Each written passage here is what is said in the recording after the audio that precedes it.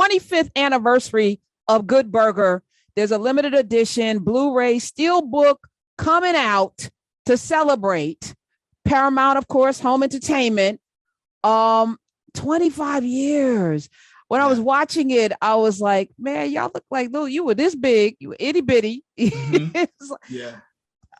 Where were you mentally, spiritually, emotionally 25 years ago, and how have you evolved? Oh man, that was 1997.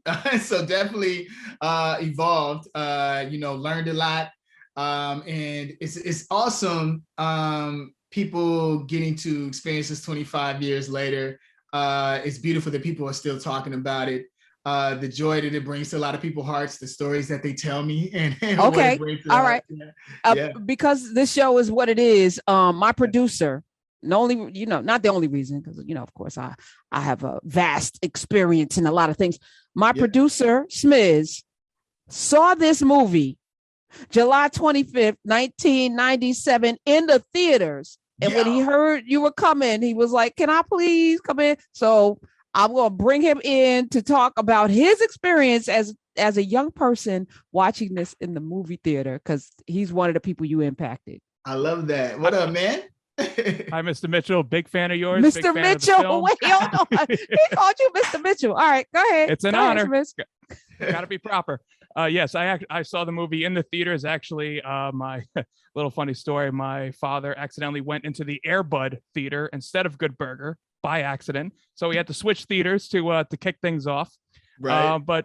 And then also, as mentioned, I'm a big fan of you and your work, and of course the film, and to the point where my fiance Bridget threw me a 90s Nickelodeon themed birthday party this year, featuring orange soda and many of your classic quotes plastered all across the wall. I had two questions for you, one about your work on Nickelodeon and one about the film. You've had so many legendary sketches on all that, like of course Ed, as we're talking about right now, Coach Cretin, Repairman. What role did you play in like the creative process in kind of creating those characters, especially at such a young age? And those characters have just become so synonymous with my generation. Yeah, man. Shout out to Ed. Coming up with Ed, I watched a lot of like Bill and Ted's Excellent Adventure, Saved by the Bell. I'm from the South Side of Chicago, but this was my version of like the Valley Kid. And so even in my audition, I was like, yeah, hey, dude, because we had to do like a lot of different characters. And the producers and the writer loved that.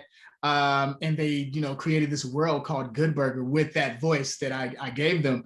And here we are 25 years later talking about it, which is amazing. And then with Coach Cretin, Coach Cretin was actually based on one of my actual coaches. Of course, they had an idea for a coach, but as far as like the voice of it, that was the coach that I had in high school that was really, really mean. He didn't care about Valentine's or anything. Don't nobody care about that. Just get in here and do what I told you to do. And I just really used that voice within it. So a lot of the characters came from my everyday life and growing up. Which was cool because with Nickelodeon saying that it was a network for kids, they really gave us the chance to improv and do all this, the sketch comedy to play along with them with it and creating it, which was super, super awesome at such a young age to get that opportunity, Oh, that's excellent. One more question for you. I don't want to take up too much time here, but do you have a favorite memory from filming Good Burger, or perhaps a keepsake that something you had from the set, maybe some of Ed's secret sauce or the keys to the Burger Mobile, something like that? Well, favorite scene, definitely Demented Hills. That was a great one. Shout out to Linda, amazing actress. And just the dance scene in that. My dad was a big Funkadelic fan.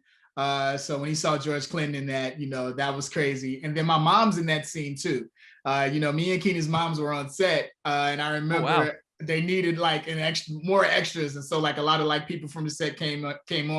My mom played one of the crazy people that danced by the security guards in Keenan. And that's just like a personal joke for all of us that knew, you know what I mean? But that's just like a great moment. Oh, that's great. So just one more comment just here. I just wanted to thank you for all the laughs and being an unforgettable part of my childhood. Thank you, man. I want to do something special for you, man. Check this out. All right. Name's Anthony, right? Yes. Okay. Welcome to Get Burger, home of the Get Burger. Can I take your order, Anthony? Yeah.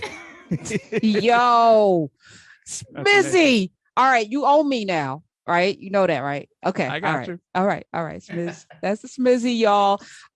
We are with Kev Mitchell, of course. Good Burgers, 25 freaking years, 25th anniversary, coming out, limited edition Blu-ray, Steelbook. You have to definitely watch it. You also, sir, because you are multifaceted and your discography is long and your talents are vast, you do music, you do everything. You have a book coming out. It's called Prank Day, which is a comedy, fantasy, illustrated novel for young people and tweens, the way Smiz was back in the 90s. Yeah. September 6, 2022. Pre-orders are available right now. What was the inspiration for this book? This is your second. We'll talk about the first one in a minute, but tell us the inspiration. I wanted to do a novel that was an action adventure. I grew up on loving those films like Back to the Future, Bill and Ted's Excellent Adventure, My Science Project, all those great movies, The Wiz, and so I love reading to my kids at night and reading books, and we're into that. So I created Prank Day, and I wanted a fun, amazing story. And within this story, it's about a kid that wants to, impress a girl. So she loves pranks. So he creates a prank list that's amazing, pranks everybody on April 1st. Crazy thing is that all the pranks that he did comes alive the next day on April 2nd. And he has to figure out why refrigerators are running, and doing all this stuff. And it's a race against time to figure out why this is happening. But you got to get the book to find out why. And it's so much fun. All the zany comedy that you know me from Nickelodeon, I put in here. And if you're a fan of all that, there's a couple of goose eggs that you'll find in the illustrations. So we love the goose eggs. Prank Day. Pre-order out all of the information so people could just click on the link. Kel Johari Rice Mitchell, South Side of Chicago. Hey. Just your imagination is unmatched. And I often, when I watch you, I wonder how you feel, when you look at your compadre, Kenan Thompson, who I know you love, have this wild success. Not that you haven't had wild success, but and I'm beefing with him silently. He doesn't know that.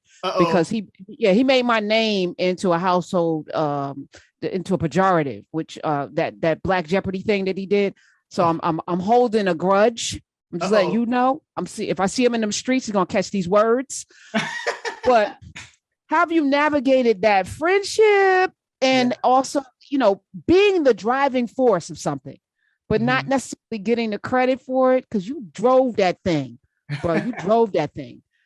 How do you navigate that? I appreciate it. I love Kenan. I always look at it like this. Everybody has a journey, whether it's in entertainment or not. And you have to enjoy the journey, enjoy every moment in life. And so that's what I do with my life. When God gives me a desire in my heart and something to go after, I go after it. And it's so beautiful into taking that leap of faith in things. And I'm seeing my brother do that. I'm seeing other, people that I know that do it. I'm seeing people that aren't even in the entertainment business that even in the pandemic, they kind of noticed where it was kind of like, let me do those desires in my heart that God gave me as these things, because I want to make sure that I can do those things. And you can, just go after your dreams. And I'm all about that,